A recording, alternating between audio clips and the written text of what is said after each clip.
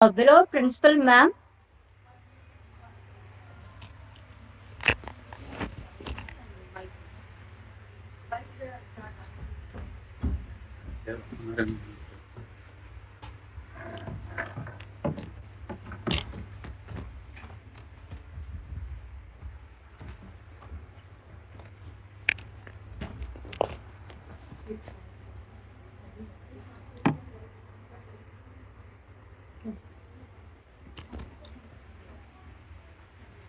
A very good and beautiful morning to all the parents.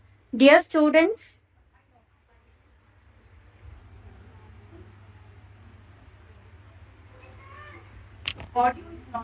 okay. Check.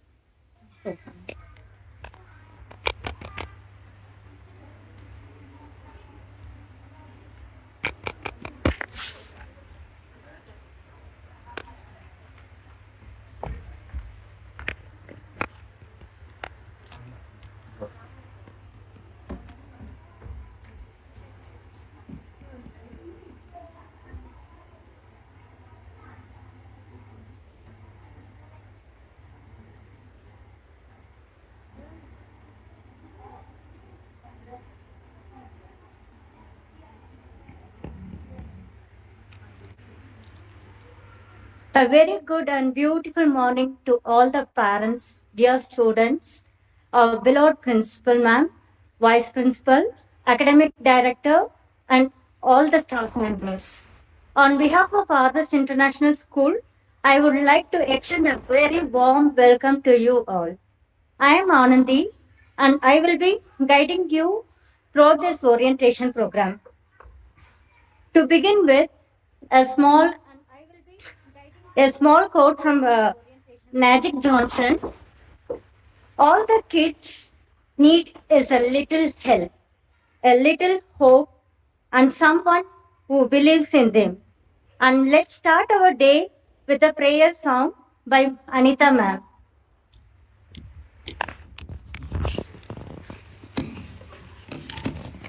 By Anita ma'am.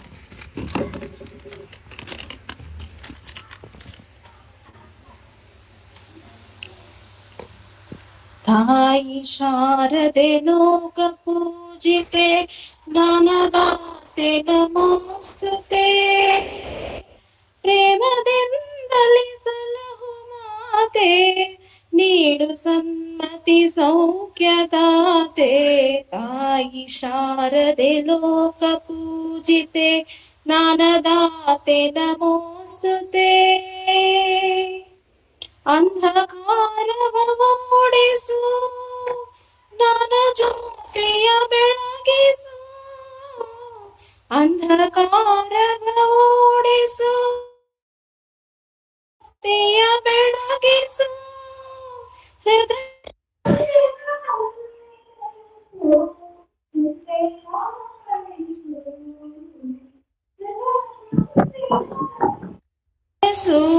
ಚಿಂತೆಯ ಅಳಿಸು ಶಾಂತಿಯ ಉಳಿಸು ತಾಯಿ ಶಾರದೆ ಲೋಕ ಪೂಜಿತೆ ಜ್ಞಾನದಾತೆ ನಮೋಸ್ತುತೆ ನಿನ್ನ ಮಡಿಲಿನ ಮಕ್ಕಳಮ್ಮ ನಿನ್ನ ನಂಬಿದ ಕಂದರಮ್ಮ ನಿನ್ನ ಮಡಿಲಿನ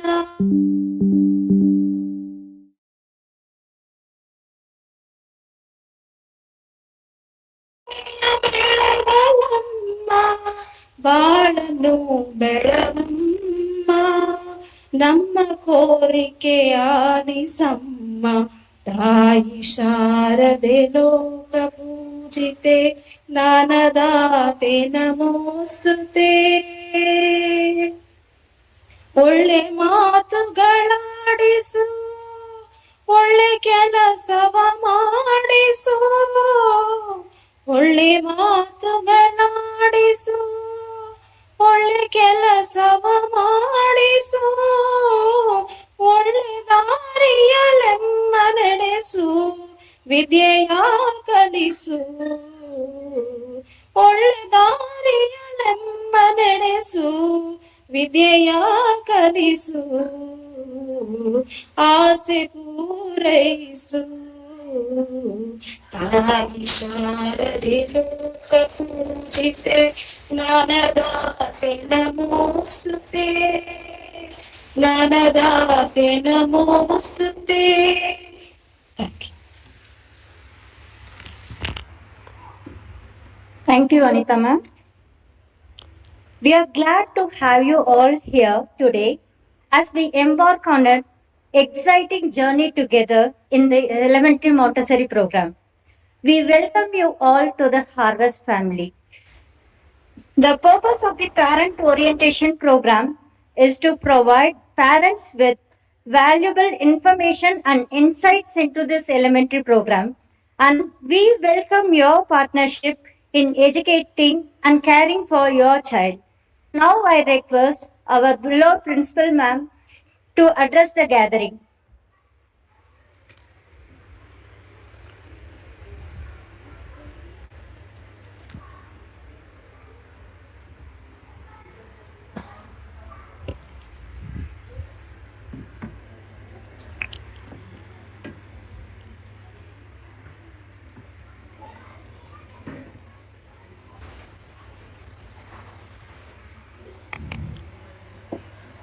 A very good morning to all the parents and the excited students who are meeting their friends after a long time. I can see how excited all of them are to come back to school. That's really, really nice. So, a very warm welcome to the elementary Montessori orientation session. We're delighted to have you all today as we embark on a remarkable journey together, something which has been happening for the first time at Harvest. All the orientations, I have been talking about inclusions. Under new inclusions, I've been talking about this elementary Montessori program. So, first and foremost, I would like to congratulate all the parents who are present here for making a conscious decision to explore elementary Montessori approach for your child's education.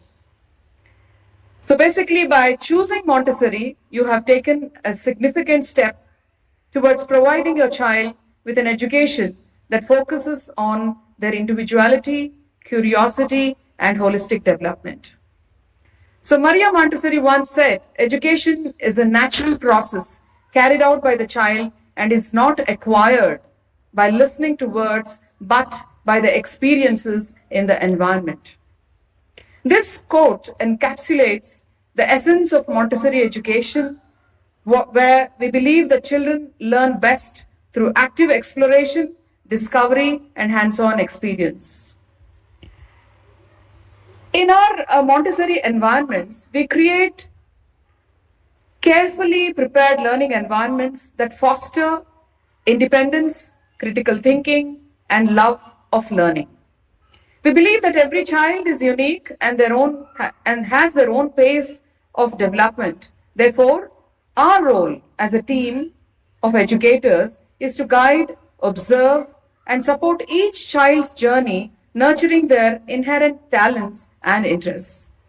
One of the fundamental aspects of Montessori education is the emphasis on freedom within limits.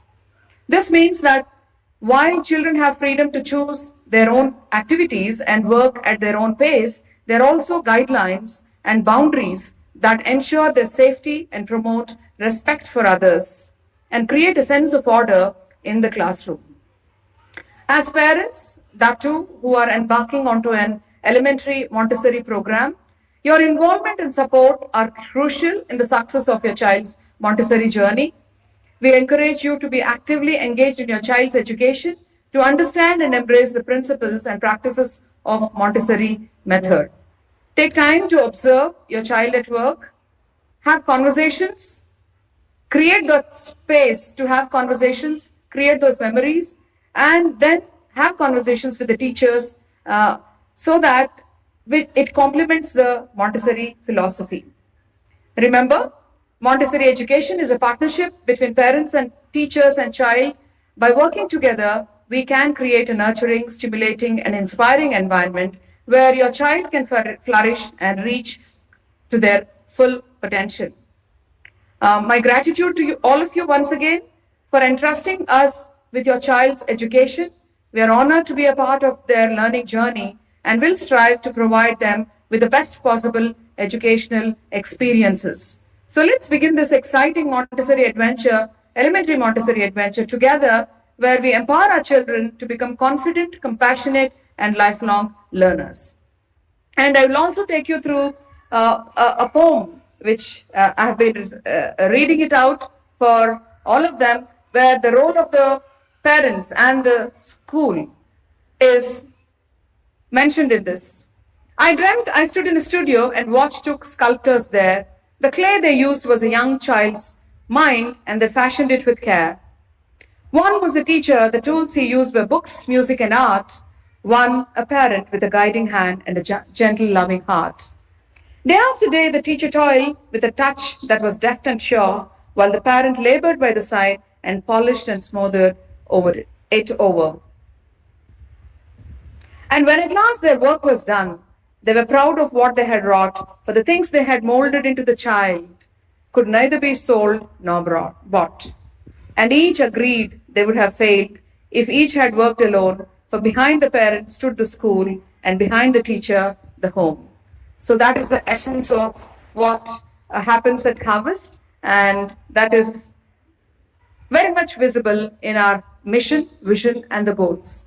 So we are aiming to create a community of caring, independent, open-minded global citizens for lifelong learners, where values and ethics will be instilled and holistic education becomes our hallmark, with a scope for each child to research and innovate and discover things around in the environments which they are exposed to. And these are the team of members. This is the senior leadership team here. We have our chairman, Dr. Ramprasad Ji, vice chairman, Dr. Sridhar, Ms. Aishita, managing director, our founder, principal, and advisor, Dr. Dakshani Khanna.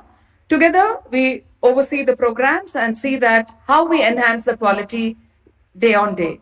We also have an important addition this academic year called Academics 360 Degrees, and there are two academic directors on board, Ms. Lakshmi Naya, who is there with us today in the session, and Ms. Bindu Rajesh, who will be working on the curriculum and how to enhance the quality of the curriculum which reaches out to each of these kids. And then we have the beautiful team here, the team of elementary Montessori teachers led by Ms. Netra, who is coordinating and heading this entire program. I'll pass on the mic to Ms. Netra. She will do the introductions and also explain how elementary Montessori works this academic year for us. Later, all of you can go on to the exact environment to see how the setup is, and you can ask your doubts also there. So thank you once again, and I pass the mic to Netra. Thank you, ma'am. Good morning, parents. I hope it's morning still, or good afternoon if it is not.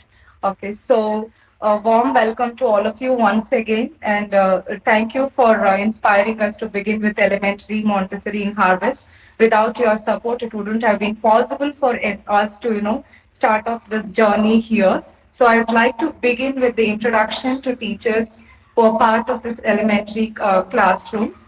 So I'd like to call upon Ms. Deepa and Ranjana from Andromeda class. I guess all of you must have seen the names of children along with the names of the classes. I'll explain why we have chosen those names as well. Okay, then next we have Milky Way class, Ms. Rajeshwari and Ms. Ankita. And then we have from Cosmos class, Ms. Anandi and Ms. Angel Paul. This is a team of teachers who are in charge of elementary classrooms. After this orientation program, you can meet the class teachers and also have they look at all the materials that are displayed for now to get the glimpses of elementary classroom and the learning process. And myself, I am anyway part of the group always with the children, parents, as well as with my team.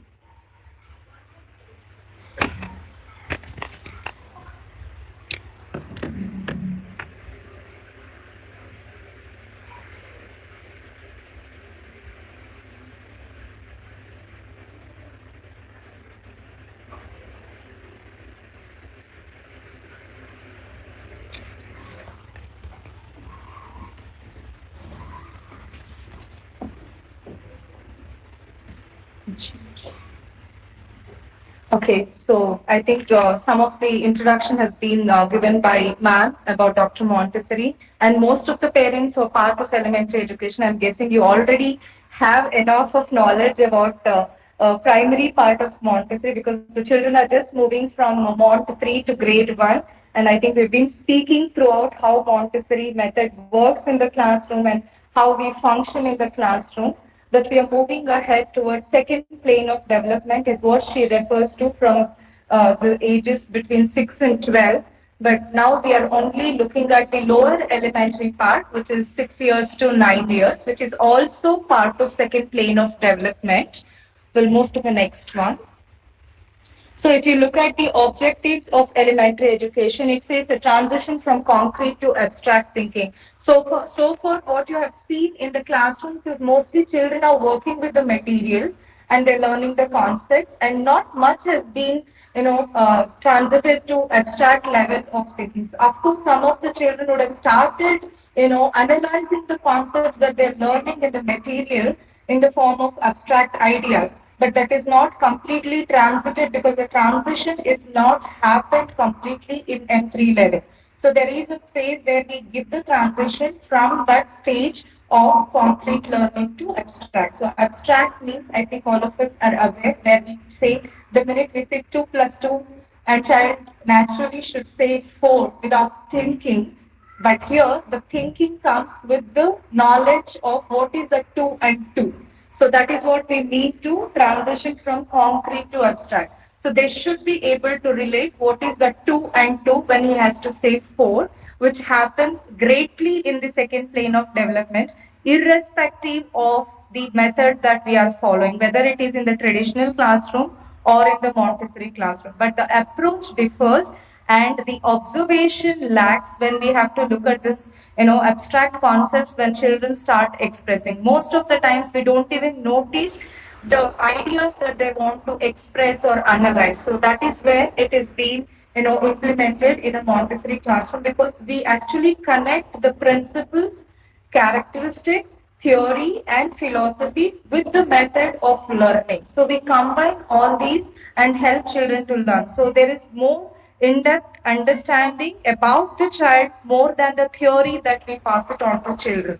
And that is how the material has been designed for this age group. So every step that we take in the Montessori method is going to help you understand how children progress from the, first level of learning to the final stage of learning, which leads to concrete to abstract learning process of it. So now children are very, very fearful or in the home environment. So they already have one full gang, and whether they fight, they talk, they play, they eat, they keep talking about that group on and on. Like I did get some of the messages saying from some couple of you saying that okay, there is only one child from this class and we want our children to be in the same class. But to be frank, children have no such ideas. They start mingling with everyone and they become part of the gang and they form their group and they're very, very social. Only thing we don't notice as adults because we have that mindset of thinking that the children may not be comfortable if they're in a new group, which is a very wrong thought. They are very, very adaptive and very, easily socializing children at this point of time if you notice it. That is why they don't have any kind of, inhibition when they meet a new person. They can easily start a conversation. The minute you ask them, what's your name, that story. They don't hesitate anything anyway because the social skill is actually inherited already in them and they're very natural in presenting themselves. So thinking and memory, which is very strong, is what we feel. At the same time, they tend to forget a lot of things because they have too many things to absorb. So you may see sometimes children know it, but they don't remember. They say, I don't know what happened. So and you can't further ask them because now they're conscious. In primary, in 3 to 6 age group, sometimes they may not be able to communicate what they knew, but now they know to communicate, but their ideas are scattered everywhere. So what they have to come and communicate, most of the time they forget. But it doesn't mean they don't remember, but they have a very good memory for what they do and learn in the classroom, apart from what they see around them as well. But it depends upon their mind when they have to express, when they don't express. So if you look at their interest in fairness, social justice, and compassion, which is another aspect of this developmental stage, where children want to know everything which is right, which is wrong. So the minute you say something, oh, is it? Why? So I don't know. I like we keep experiencing. By the time they're in M3, they keep asking, okay, is it so? Why? What happened? Why should we do like this only? Why not like this? Why can't you show it to me like this? You're giving her, you're not giving me. All these questions start, and you see them, questioning about rights and wrongs at every stage. They need very clear justification of whatever you tell. If you say something, okay, you're not part of this event, then you need to give them a valid reason why you're not part of this event. They're able to accept, they're able to, support us with the thought that you express, but it has to be very valid. So they do not accept the reasons just like that. You just can't say, you're not part of it. You need to tell them 100% proper reasoning for them to understand why I am not part of it or why I am part of it. Sometimes they may not want to be, but you want them to be. So then also you need to tell them the reason. So the reasoning mind is what is always, alive in these set of children, which is very, very strong, and we need to address it. And that's why we find it very difficult. I don't want to compare Montessori to traditional, but then that is what happens most of the time in the traditional classroom. The child wants to say something, child wants to reason out, but unfortunately, as teachers, within 45 minutes, we don't have that much time to allow the children to express their reasoning and understanding, and we go on without, answering their queries. So, as I already addressed age of reasoning and imagination, so imagination is something that is very, very, predominant in these children, because so far, if you explain something between 3 to 6, maybe 3 to 5 you can take. They will not be able to connect, they will not be able to understand certain things, like say for your fairy tales, when you say about Cinderella, where pumpkin turned into a chariot or something turned into something else, they will listen to you. They will know you're narrating a story, but they can't connect whether it is real or unreal. They're not able to imagine and differentiate between real and unreal. But whereas at this point of time, children can differentiate from real and unreal, as well as they're able to imagine anything that is not in front of them, that is not visible to them. You talk about some volcanic mountain, or you talk about something which is very huge. So imagination is too, strong in these children. They can imagine anything and process that information.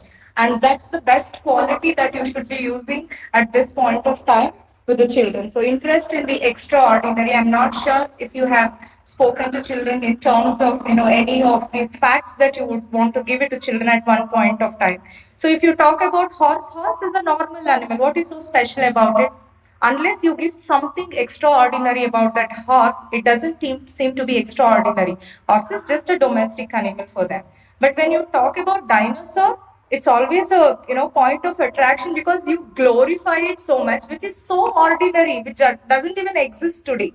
But the children's mindset is always with something which is extraordinary there. So offering the extraordinary about ordinary, ordinary about extraordinary is another point of contact for children to come and understand here in perspective of all the concepts offered. Herd instinct, which we have already spoken about it. They're very social and they would want to be in the community. That is another reason why you always find them running around. Even now you can see they don't know each other, some of them, but they're still running around there. Orientation towards self-judgment and performance. And we always know that only adults can give corrections. Children cannot correct themselves. How many of you agree with me with that? Why teacher has not corrected the paper that is written by teacher? Why the teacher has not checked the error that is done by children? Okay, so but here we give the correction to their hands. That is another perspective. Once they finish doing their work, we help them how to check their work. So they are the best judges to judge their work and correct themselves. So the tool is being given to children where they can see where they have gone without getting hurt, without getting, becoming conscious of their mistakes that they're making in their learning process. So once you give them the understanding of what has to be corrected, they become so comfortable and the corrections become very easy in the classroom for them. I think this all of us are aware. In a Montessori classroom, it's always a mixed age group. So you know that the older children become the mentors for the younger ones, and they become leaders. They also become kind of they start looking at the things in a different way. They help each other. Okay, so they take care of things in the class, they take care of children in the class. So it is like, how we all live in a family. So it's a mini family or mini community that they would love to be in. So that is why the mixed age groups here, and mentoring opportunities are very natural for these children. You don't have to, like, sometimes you have to tell children when they are not in the mixed age group. Like, see, higher grade children coming to lower grade, and taking care of them when the teacher is absent becomes very artificial, because they are not being used to that kind of environment. But here it becomes very natural, because they're there all the time with each other. So there's no necessity, of telling them how to be and how to take care of things over there. And anyway, the leadership opportunities, and we have been watching children in M3, and I have heard teachers telling, you go to grade 1, you are the youngest age group in the class, you have grade 2 and grade 3, so you don't become leader there. But the children were like, no, I am the leader. So for now, I am the leader. So that's how they develop their skills for being to be leaders. They know how to manage themselves and how to communicate as part of their skills. So they also look at, each of their learning phase and independent of artificial age cutoff. So we are always worried about what happens if they are in the mixed age group. Will they be able to learn with different age groups? Will it happen or not? But it is very natural for them to individualize their learning process and learn. So again, here we don't have period-wise learning where you have English for 45 minutes and social science for 45 minutes and math for 45 minutes. Once the presentation is given to children for any areas of learning for that matter, they continue to work with any of the areas. So the consolidation takes place very naturally. The children will start working with the material, with the follow-up activities, with the research work that they've been offered. So there is no interruption. So it is uninterrupted work that keeps going in the classrooms. And of course, teachers become the connection between children and the lessons. But the children take over once the lesson is offered. So teacher is not needed after the lesson is offered. Like, we don't have to give them questions and then give them answers to write. So they have to think, they have to start understanding. So say, for example, if the child did not understand what is written, that is when the teacher goes and helps the child to understand and do things on their own, but not give the answers. So get the answers from the children. So that's the process that goes on.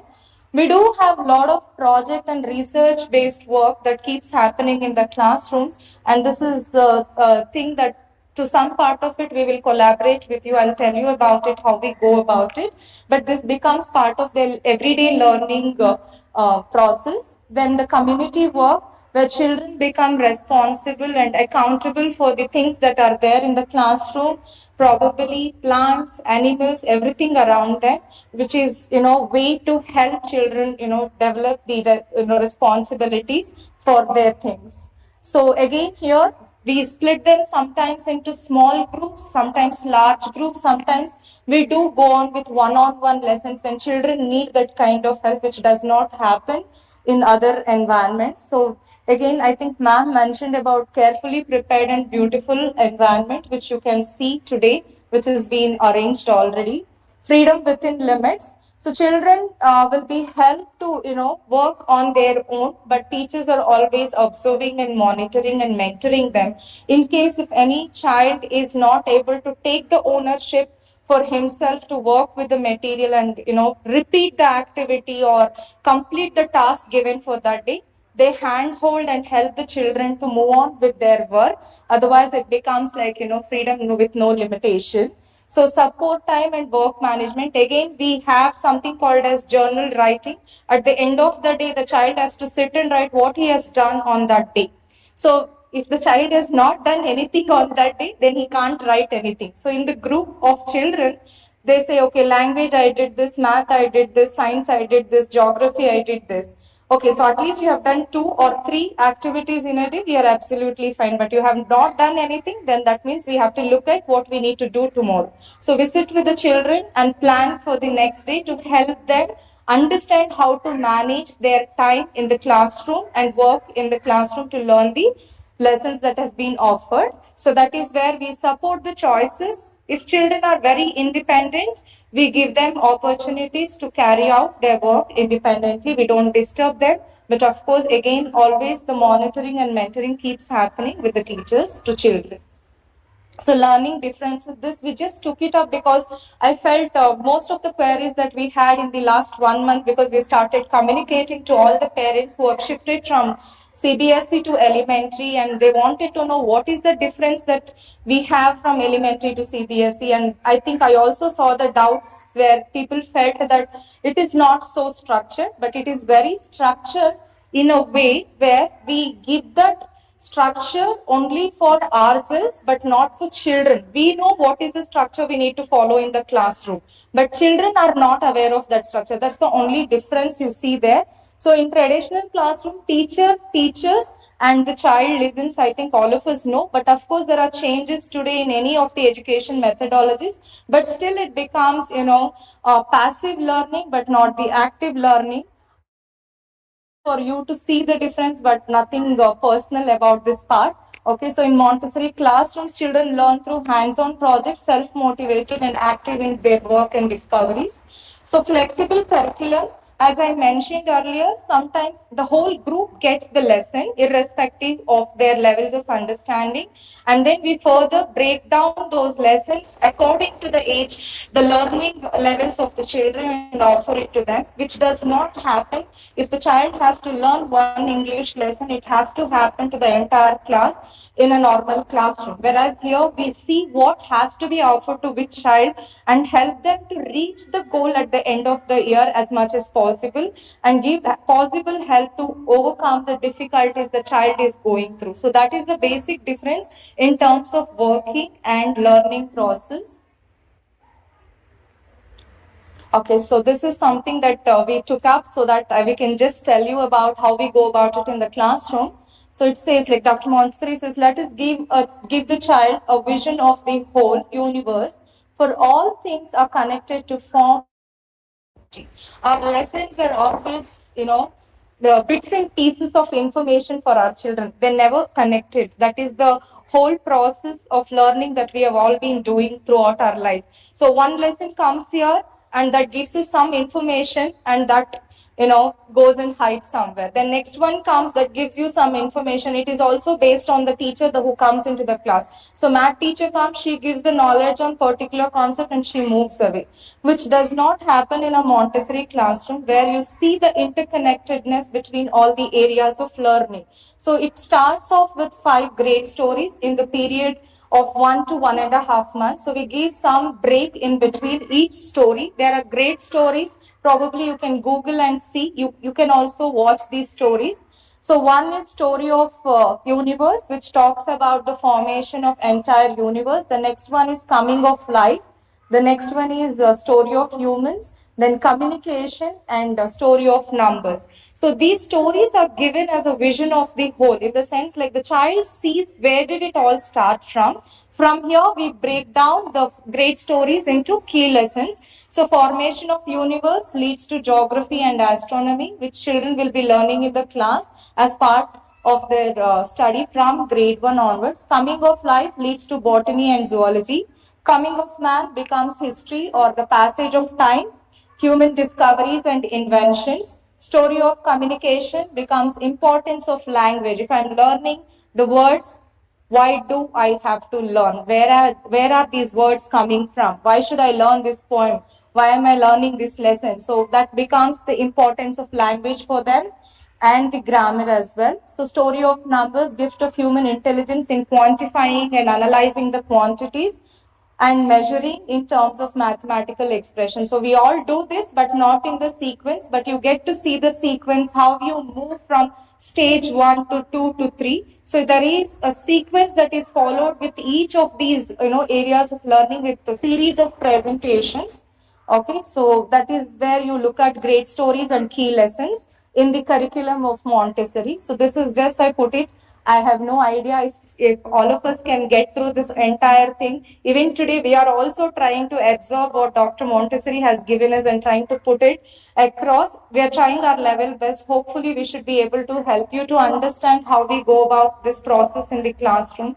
We may have few workshops where you can come and participate and understand how we present this concept, as key lessons and great stories.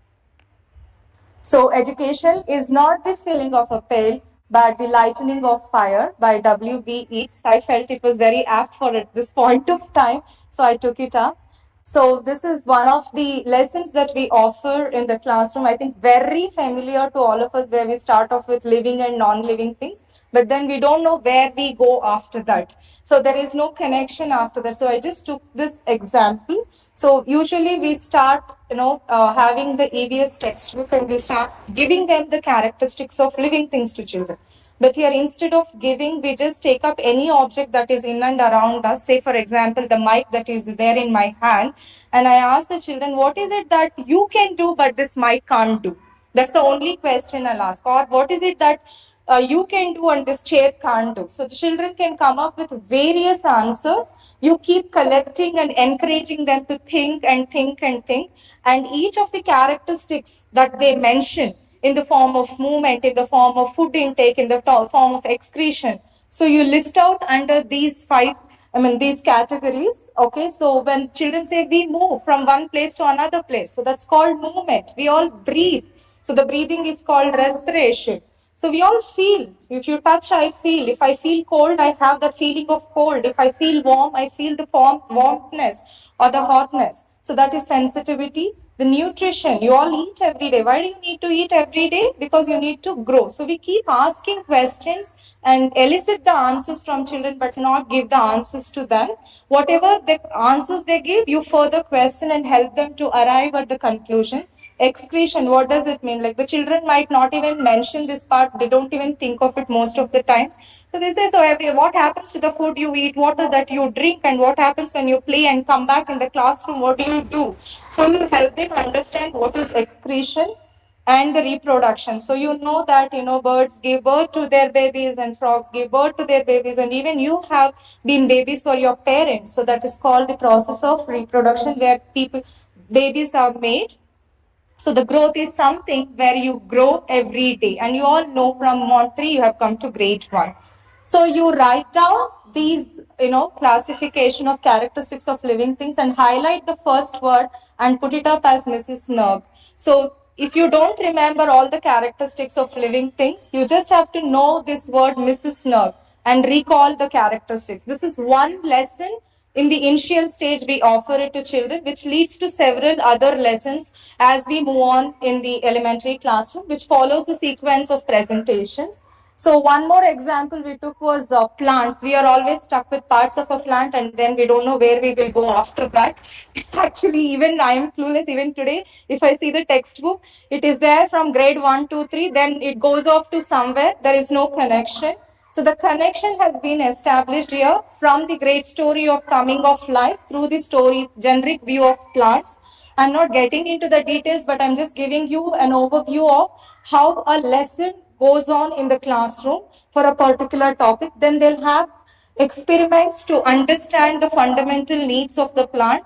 So we give them enough time to observe and understand for themselves and make a note of their observations. It's not just doing and leaving it. They need to have the record and they need to have the observation part of it, which is recorded in their paper. Next one. So again, we discuss with the children what are the fundamental needs of the plant and how each one helps the plant to, grow and, give things back to us. And then finally, another thing branches out is with functions of the parts of a plant, where we get the live weed plant and give the lesson to them. From here, we branch out into different parts of the plant. So it becomes sometimes root becomes a point of lesson stem can become leaf can be the point of lesson for them. So it branches out and it follows a sequence where children don't see gaps between their concepts. So it continues as a whole thing here. So that is about the process of learning in the classroom. If you have any queries, you can ask me questions. Or should I go on with this? Do you have any questions? Anything to know before I move on to this? Okay, so I think the most asked question was this: do we have assessments? Do we have, I think we have not taken two books, that is math and social, EVS and social science, but we have the material to compensate and worksheets to, collaborate with their work. That is the reason why we did not look for those books, because there is no connection to what's happening in the classroom and what is there in the textbook. The content doesn't match. The sequence of the presentations that we have and that is there in the textbook has no match. That is the reason we skip that. But we always have the plan being done to give them on their writing and reading skills. The material has been already prepared. We are also planning for 3 or 4 formative, the small assessments that you look forward for, and 2 summative assessments, which is connected to the curriculum that is followed in elementary classroom, but not in terms of CBSE. But the children will definitely know what they are learning. So this is the routine of the classroom. The day starts at 8:30 with breakfast. Then they have a small circle time or an assembly every day. Then the academic time starts with the presentations and work time in the classroom. Lunch is at 12:30. Mostly, most of the extracurricular activities we have planned after 12:30. We have tried our level best so that the children do not get any disturbance and they don't get distractions from these things and get away from the classroom, so that they can relax and have their work time, and then they can also balance with extracurricular activities. So these are the activities that are there for them to be part of their academics. Okay, so the monthly curriculum will be shared through newsletter as usual. What we were doing in pre-primary, same thing gets continued. So it has all the information and interesting articles and facts, sometimes shared by teachers. But from now on, we also encourage children to write regularly, because these children are capable of writing, which happened only through teachers in pre-primary. It didn't happen by children. But from grade 1, the children can also start contributing to the newsletter as much as possible. So phone calls will be made in emergency situations. So you can communicate through school almanac regularly to teachers. Parent-teacher meetings are anyway common to all of us, so we will have regular parent-teacher meetings. But in case if you want to meet teachers, you can meet them on a Saturday between 9 and 12 p.m. But you can meet me any point of time if you feel anything is needed to convey or communicate. So I will take that bridging part of it. Okay, school transport. I think most of you have already received the transport list. Just check with the class teachers once again and see if everything is fine. Okay, so in case if any queries with regard to transport, you can mail it to transport department and see that we all maintain the discipline and help children to understand why we need to be in a way that we have to be in the bus. So field trips are again part of our learning process. We see if we can connect our learning areas to field trips wherever possible. Okay, so I think this is the most important part of our, learning collaboration that we are looking forward for. So sometimes children might not be interested in doing what they want. Encourage them to complete it positively. In case if they cannot complete on that particular day due to some reason, tell them that they can take that day off, but they will have to complete it. So do not let them, get away from completion of the work. But they can get that break for that day. See, all of us need the break and child also needs it, but ensure that positively the child gets to complete it. So listen to them whenever they say something. I think all of us listen very carefully. We are very careful listeners. If not, please start looking at it and be a role model. So in case you have any aversion towards any one of us, please do not scold or, comment in front of your children. You can come back to us peacefully, tell us where we have gone wrong, communicate to us, and we try to correct ourselves and give our best to children. Okay. So value education is not something that we need to teach them. It has to come naturally. So let us be that kind of role models. Let's not teach something and do something, but be the way we are. So let it be natural for them. Communicate, talk to them often, and wherever possible, try to solve their issues and sit with them and get the solution. Don't give solutions every time. They will come up with problems and they will want you to give the solutions to them. But this point of time, ask them what is the problem, what do you think is the solution, how should we go about it. So don't try to solve every problem for your child. Get also solutions from them. They will be great solution makers for us more than we can give it to them. Okay, so and also resources. This I was talking to you about when we were speaking about projects. Sometimes children may have to do a little research work wherein you will have to intervene and give children whatever information is needed only. Don't leave them with the system completely and say sit and Google it for yourself. So please don't do that. Download the content, give them what is needed for them only. So we will see, we will also send you the circular and clear instructions on how to help children with the research work. We don't want them to be hooked on to system and look at the system and just copy from there and come. Sometimes you can just sit with the children, discuss, and if you have any good resource books at home, please do help them to go through and help them to extract information from there and put it in their words. We don't mind, having grammar errors and spell errors and all that. We are fine with it because we are still learning. We are learning to understand everything. So we welcome all those which are children's work but not the adult work. Do not write for them. Do not speak for them. Do not give the answers to them. Let them come and figure it out. Let them understand how to figure it out for themselves. That's about that. So attendance, please see that children comes to school regularly to happen whatever has to happen in the school, in a right direction. Of course, set the routines for children at home as well. Now that school is starting, maybe you can look at their sleeping time, waking time, their daily routines in other sense. So take care of all those things so the children are comfortable, happy when they are in the classroom. Okay, I think that's it. Yeah, done. So any queries you have, please, you can go on. Any other doubts if you have.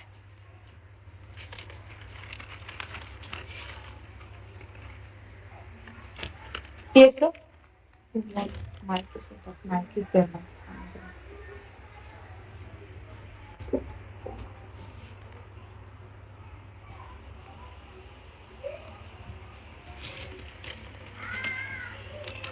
Hello, Anku. Yes. So, thank you, ma'am. We are new to Hollywood's family.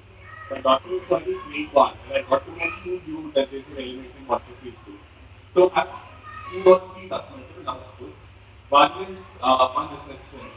So, when you say assessment, the assessment for till grade three would happen differently, but when the child shifts to grade four, out of elementary Montessori school, the grading will be quite different, and the assessment will be different. So, how would the child move from grade 3 to grade 4? Okay, so this is something with regard to where you see the markings of the grades in the assessment and where you don't see markings and grades in Montessori.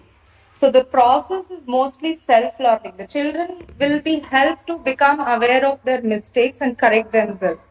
So if it has to be included somewhere, they should know how many things they have gone wrong and how many things they have got corrected. We make them do it from children, but not by us. We don't want them to feel that they're not able to understand, but they have been marked just like that wrong. So that is the only difference. But children know that they have made mistakes and that's been corrected. Only thing, the difference between CBSE and elementary assessments, but what you see is, you see a written document giving you this is grade A, grade B and grade C in terms of, corrections and the report that you get from there. But here you don't get that, but you get the complete observation record of your child. So where the child is progressing, how the child is progressing, what child is learning, and what is the help that the child is required to make it better for the child. This is what you get it from us. But they will not find it difficult as long as we do not reveal the assessment process to children.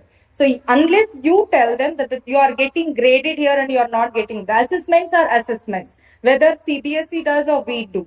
Okay, only thing we are telling the children, okay, so this is what you have done. See, when the paper comes to your hand, you are able to see how many errors the child has made.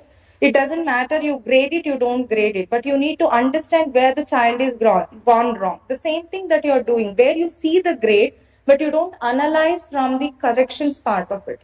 That is the basic difference. But I don't think as long as we do not, focus on it, the children are going to be aware of it. So they will naturally take it forward. So assessment is nothing but they need to answer a question, which they will anyways do it in CBSE as well, apart from what they do here. Yes, ma'am.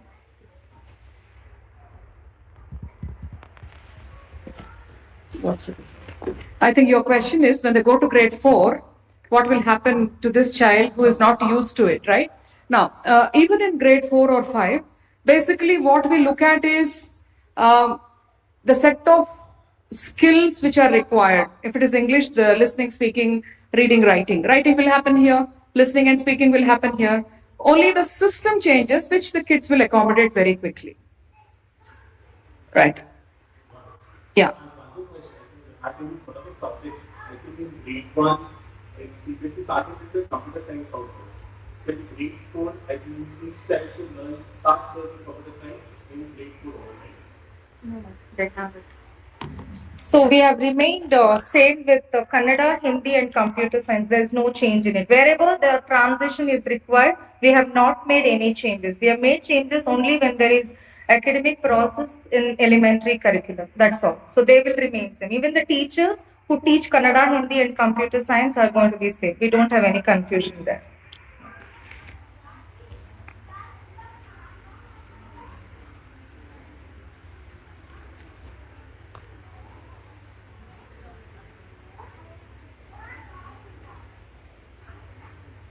Good afternoon, ma'am.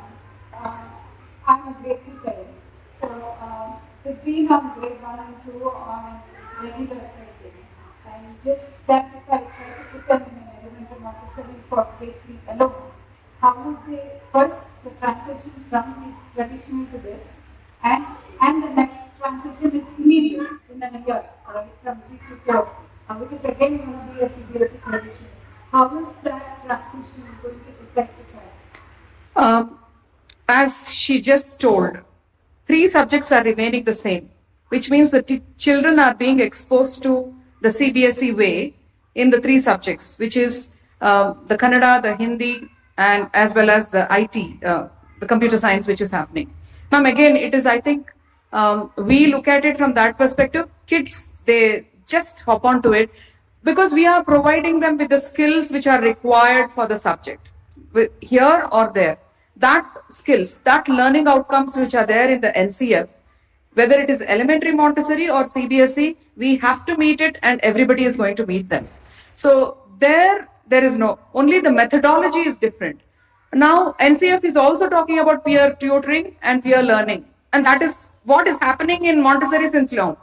So that element the children will get exposed to. When the child comes here, okay, these are the essentials of it. When they go to IB, it is something different. So pedagogy or the way they are transacting the curriculum is different, but the curriculum and the concepts remains the same. So it should not be a problem. It could be that first week or 10 days or maximum 1 month where we will plan for a transition. Now, what was happening in M3? When the child was in M3, they retained them and they trained them for grade 1 in CBSE, right? The same thing we'll be doing for these children who will be going to grade 4. Yes. Hi, ma'am. Hello. Grade 1, do you have any outdoor sports? Oh yes, everything is there, man. Everything. No. What? Everything. What is? Yeah. Can we go back to that slide, please? Extracurriculars. You can see this here. There is a PE class. Okay, and there is dance, art, music, yoga, karate. All these things are there.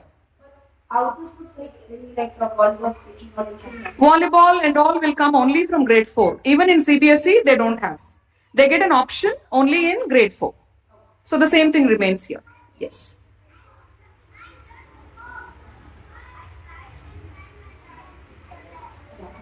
So, at the time of grade 2, my son is studying CBSE in grade 1. Okay. So, this year again grade 1, so the third grade will be not. So, let's change into Can you be a little louder? So he has been learning seriously in grade one. Okay. So again, there will be a change for grade two or grade three one. Okay. Again, like there is transition to complete to the four. Yeah. So how it will be. Yeah, that's what. Actually, parents are worrying more than the children. That I can very clearly say, because it is a very friendly environment. Quickly they will adapt, and then they will learn the same thing in a different manner, in the wherein they learn a lot from the peers. Methodology is different, but the curriculum will remain same. Skills will be the same. That's what I'm trying to reinforce again and again. Don't worry, ma'am. In case, Switching from form three. did your child study in Mont? No. Okay. So here there are parents who were in Mont, who came to grade 1 in CBSE, and now they're again opting here. That transition will handhold the children. Don't worry about that. You want to add something? Yes. Yeah. I was just looking at this adaptation and shifting and switching. If you're shifting from one company to another company, you also have adjustment issues, if I'm not wrong. Moving from mom's place to mother-in-law's place also have adjustment issues. It's the same thing. It's only we who think about it, not the children. See, they are already adapted here. They don't care what's happening, but we need to keep our academic goals clear for children. That is more important. We should know where we are leading them towards. If not, then only we are in a problem. If we are clear about it, I don't think they'll find any difficulty anywhere. Yeah. So I think the children compared to the CBSE syllabus. So how they will get along with these children? They don't even know about it. They're just going to another grade. Yeah. Students are to be lesser than the CBSE classroom. Oh, that's because we have the mixed age group in the classroom. So they will be getting added in the same, like grade 1 move to grade 2, they'll be still be in the same classroom. Grade 2 moves to grade 3. So you have grade 1, 2, 3 in the same classroom. So they are a community of 24 to 26 children of mixed age group. So, but the learning levels are going to be different. The planning is going to be different, but they work in the same classroom. I think ma'am also spoke about it. Yeah. And the lesser, the more focus. So don't worry about that also.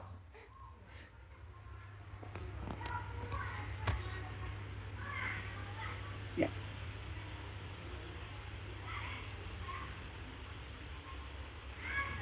Good afternoon, ma'am, and I have books with me. So just I guess you partially answered about the curriculum part. Science, maths, and I guess Hindi books are not there.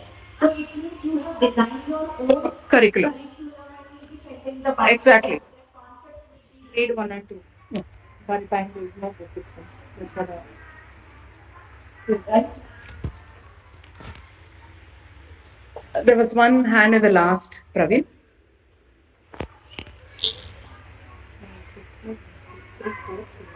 And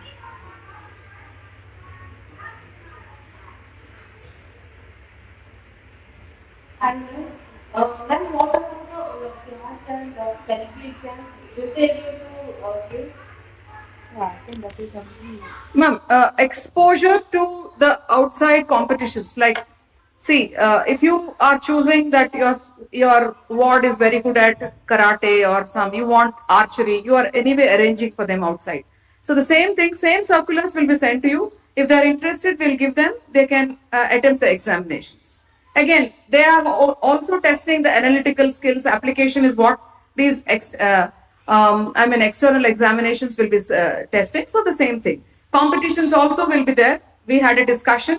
We said we will not deprive the children whatever they used to have here earlier. So those things we have onboarded. Don't worry. Yes. Yes.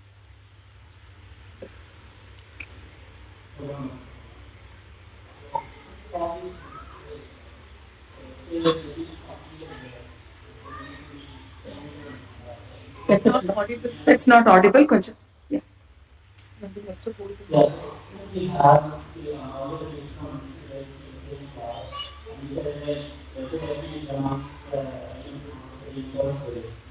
then they can fill or they can class. So after 1 year, so we can see of what they have done. Because you sort of first year school done Will they teach the same thing after completing 1 year is what he's asking. After completing one syllabus, will they reteach is what I put to this. Clarity is not there. Could you please come a little forward, sir?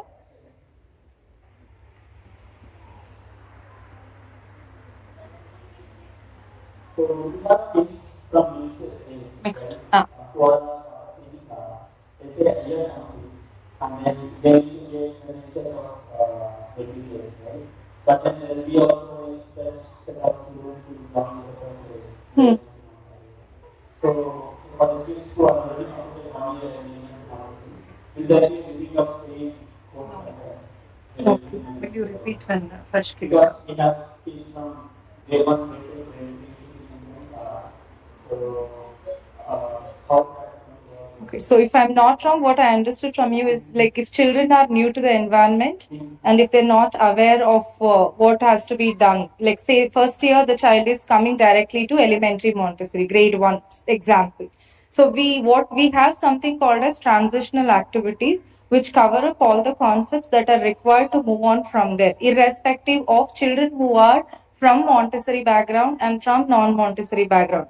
But the activities that are given in the transitional part are going to be little bit on a higher side.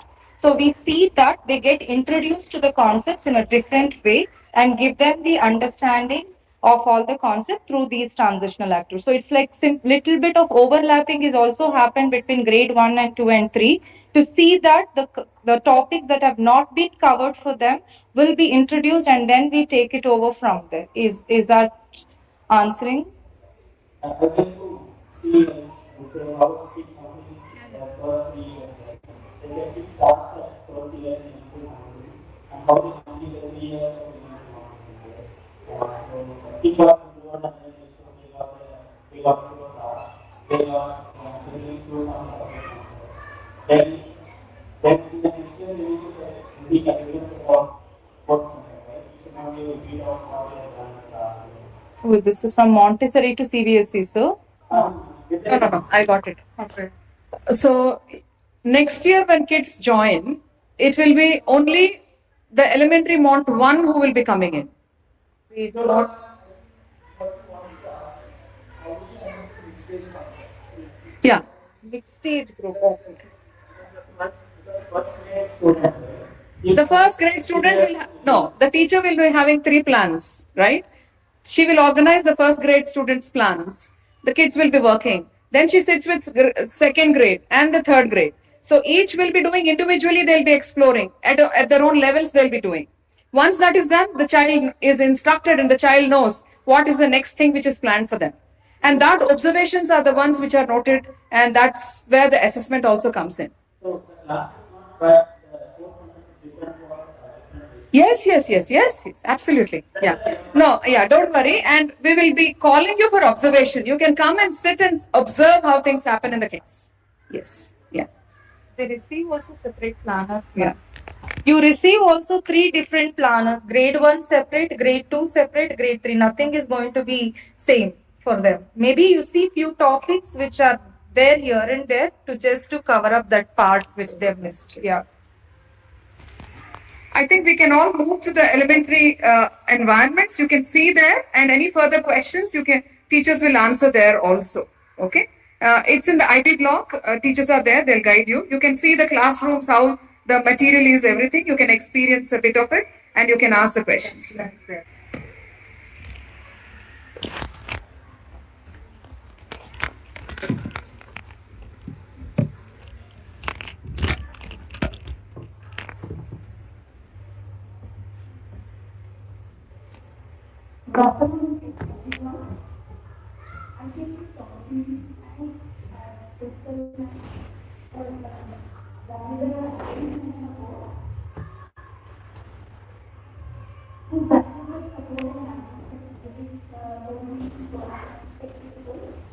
I would like to find out